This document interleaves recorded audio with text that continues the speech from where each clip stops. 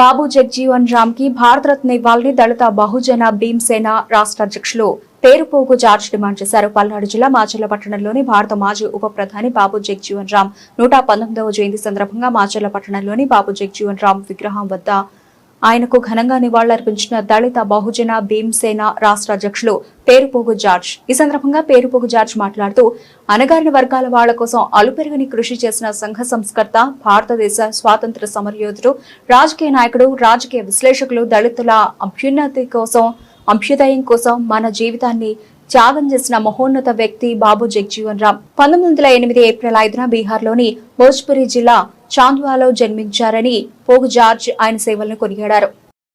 బాబు జగ్జీవన్ రామ్ గారి 119వ జయంతి సందర్భంగా మాచర్లపట్నంలోని బాబు జగ్జీవన్ రామ్ గారి విగ్రహం దగ్గర ఆయన నివాళులర్పిస్తూ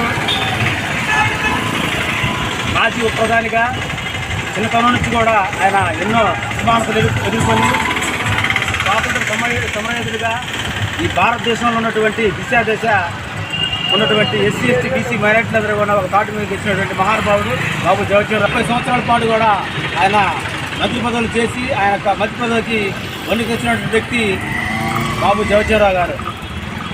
తర్వాత ఆయన ఉప ప్రధానిగా చేసి ఈ యొక్క అంబేద్కర్తో పాటు సమానుడిగా అంబేద్కర్ గారు భారత రాజ్యాంగాన్ని రాస్తే దాన్ని అమలు చేయడానికి బాబు జగ్జీవన్ రామ్ గారు ఆయన కృషి ఎంతైనా ఉంది.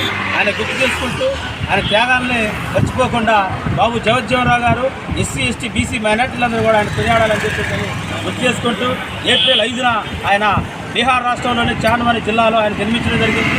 ఆయన చిన్నతనం నుంచి కూడా ఎన్నో అవమానాలు ఎదుర్కొని చదువుదారని యొక్క సమాజంలో మంచి పేరు వస్తుందని చెప్పినటువంటి బాబు జగ్జీవన్ రామ్ గారు. అటువంటి త్యాగాలు చేసిన వ్యక్తిని మనం గుర్తు చేసుకుంటూ జోహార్ బాబు జగ్జీవన్ రామ్, జోహార్ బాబు జగ్జీవన్ రామ్, కొనసాగిద్దాం బాబు జగ్జీవన్ రామ్ గారి సేవలను కొనసాగిద్దాం బాబు జగ్జీవన్ రామ్.